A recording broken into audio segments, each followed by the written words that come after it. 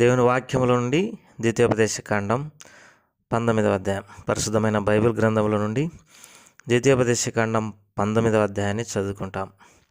నీ దేవుడైన యెహోవా ఎవరి దేశమును నీకు ఇస్తున్నాడో ఆ జనములను నీ దేవుడైన యెహోవా నాశనం చేసిన తర్వాత నీవు వారి దేశమును స్వాధీనపరుచుకొని వారి పట్టణములలోనూ వారి ఇండ్లలోనూ నివసించినప్పుడు నీవు స్వాధీనపరుచుకున్నట్లు నీ దేవుడైన యెహోవా నీకు ఇచ్చున్న దేశంలో 3 పురములను వేరుపరచవలెను.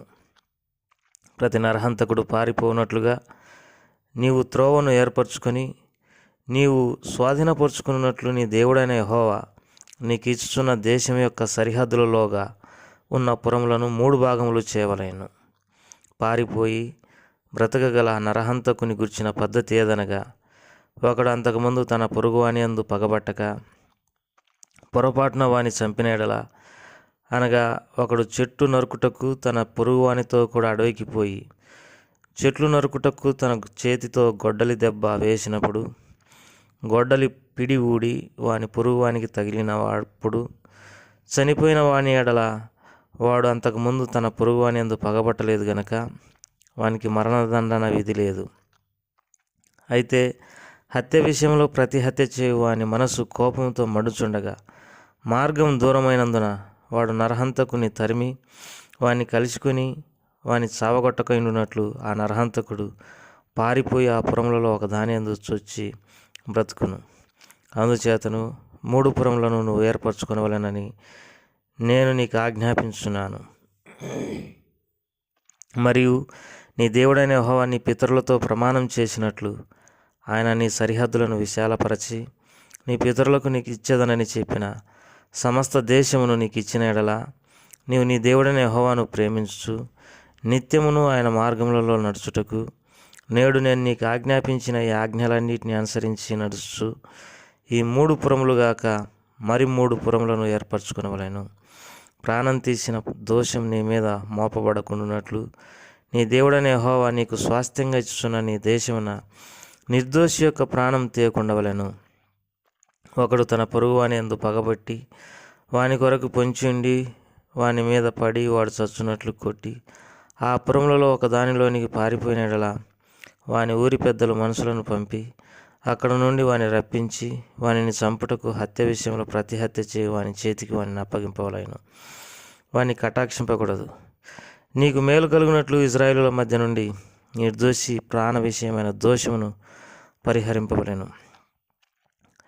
నీవు స్వాధీనపరుచుకున్నట్లు నీ దేవుడైన యెహోవా నీకు ఇచ్చున్న దేశంలో నీకు కలుగు నీ స్వాస్థ్యంలో పూర్వీకులు నియమించిన నీ పొరుగువాని సరిహద్దు రాతిని నీవు తీయకూడదు.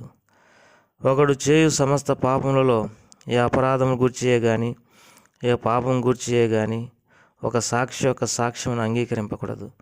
2 సాక్షుల మాట మీదనైనను 3 సాక్షుల మాట మీదనైనను ప్రతి సంగతి స్థిరపరచబడును. అన్యాయపు సాక్ష్యం ఒకని మీద చెప్పుటకు ఒకడు నిలవబడి నేరం మోపుటకై అబద్ధమాడిన ఎడల, ఆ వివాదం గల 2 మనుషులు యెహోవా సన్నిధిని, అనగా ఆ కాలంలోనున్న యాజకుల ఎదుటను న్యాయాధిపతుల ఎదుటను నిలవవలెను. ఆ న్యాయాధిపతులు బాగుగా విమర్శించిన తర్వాత వాని సాక్ష్యం అబద్ధ సాక్ష్యమై తన సహోదరుని మీద వాడు అబద్ధ సాక్ష్యం చెప్పిన సంగతి వెల్లడి అయిన ఎడల, వాడు తన సహోదరునికి చేయు తలంచినట్లే వానికిని చేయవలెను.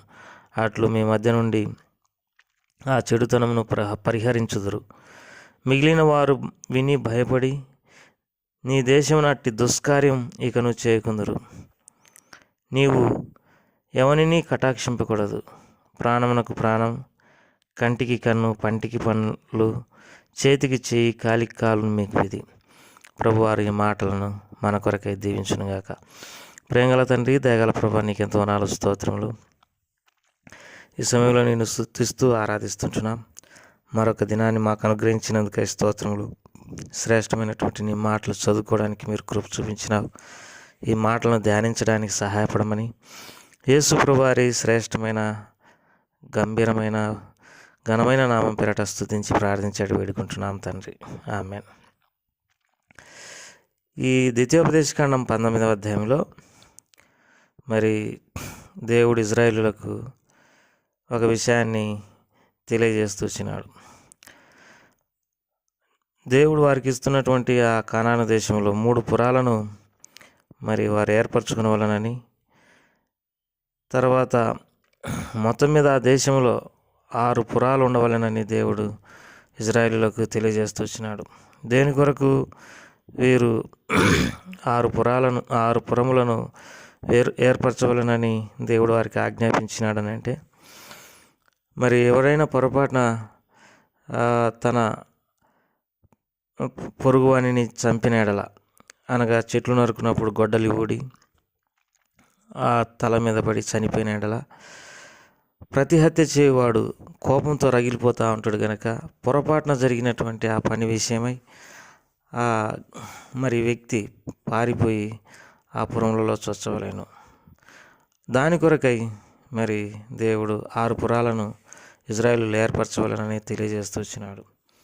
ఒకవేళ పగబట్టి ఆ వ్యక్తిని చంపినడలా మరి పెద్దలు వానికి మరణశిక్ష విధించవలనని కూడా దేవుడు సెలవిస్తూ వచ్చినాడు. ఈ విషయమై మనం దేవుని వాక్యంలో గమనించినప్పుడు మన ఆశ్రయపురం, లేకపోతే మనం దాక్కును చోటు, మనకు భద్రత, మనకు మరి దుర్గము, మనకు ఆధారము మన ప్రభువైన యేసుక్రీస్తు ప్రభువారే. తెలియక చేస్తిని గనక కనికరించబడితినని పౌలు మరి 1 తిమోతికి రాసిన పత్రిక 1వ అధ్యాయంలో మరి సెలవిస్తూ వచ్చినాడు. పూర్వం నేను హానికరుడును, హింసకుడును, దూషకుడును, మరి తెలియక పాపం చేసినాను గనక మరి దేవుడు నన్ను క్షమించినాడని దేవుని వాక్యంలో రాయబడింది. మనం కూడా అనేక సార్లు ఇది పాపమని తెలియక ఎన్నో పొరపాట్లు చేసినటువంటి వారిని, ఎంతో చెడుగు, ఎంతో దుర్మార్గం చేసినటువంటి వారిని. అయితే పాపమని తెలిసినప్పుడు మనం ప్రభు దగ్గరికి వచ్చినప్పుడు ఆ ప్రభువారు తను మనల్ని శిక్షించగా ఆయన తెలియక చేసినటువంటి ప్రతి పాపమును మరి క్షమించేటటువంటి దేవుడుగా ఉన్నాడు. పొరపాటున జరిగినది కనుక ఈ పొరపాటు జరిగిన ప్రతి పాపాన్ని ప్రభువారు క్షమించేటటువంటి వాడు. అయితే బుద్ధిపూర్వకంగా చేసేటటువంటి పాపానికి క్షమాపణ లేదని దేవుని వాక్యంలో రాయబడింది. తెలిసి అనేక సార్లు పాపం చేస్తూ ఉన్నప్పుడు మనసాక్షి వాత వేయబడుతుంది. ఇక మన మీద దోషారోపణ చేసేటటువంటి మనసాక్షి ఉండదు, నిర్మలమైనటువంటి మనసాక్షి ఉండదు, వాత వేయబడినటువంటి మనసాక్షి ఉంటుంది, మొద్దుబారినటువంటి మనసాక్షి ఉంటుంది, అపవిత్రమైనటువంటి మనసాక్షి ఉంటుంది. కనుక ఇక మనము దేవుని యొక్క స్వరాన్ని మనం వినలేం. అంతరంగ స్వరాన్ని దేవుడు మనకు వినిపింపలేడు. మన మనసాక్షి కూడా ఒకదాని మీద ఒకటి దోషారోపణ మరి కొంతవరకు చేయును. ఆ తర్వాత మనం విననప్పుడు, మనం బుద్ధిపూర్వకంగా పాపం చేసేటప్పుడు మన సాక్షి మొద్దుబారిపోతుంది. కనుక ఈ లోకంలో ప్రతి వ్యక్తి తెలియక చేసినటువంటి ప్రతి పాపమునకు ప్రభు దగ్గర క్షమాపణ ఉంది.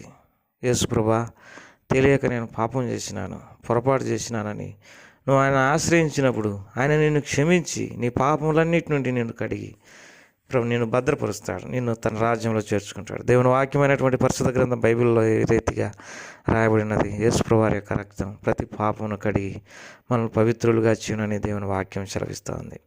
కనుక మరి ఆయన ఎవరిని త్రోసేసేటటువంటి దేవుడు కాదు. నా యొద్దకు వచ్చు అని నేను ఎంత మాత్రము త్రోసివేనని మరి ప్రభువారు సెలవిస్తుంటున్నాడు. లోకరీతిగా మనం ఏదైనా పొరపాటు చేసినప్పుడు, తప్పిదము చేసినప్పుడు, పాపం చేసినప్పుడు మన కుటుంబీకులు, రక్త సంబంధికులు, బంధువులు మనల్ని దూరం చేస్తారు.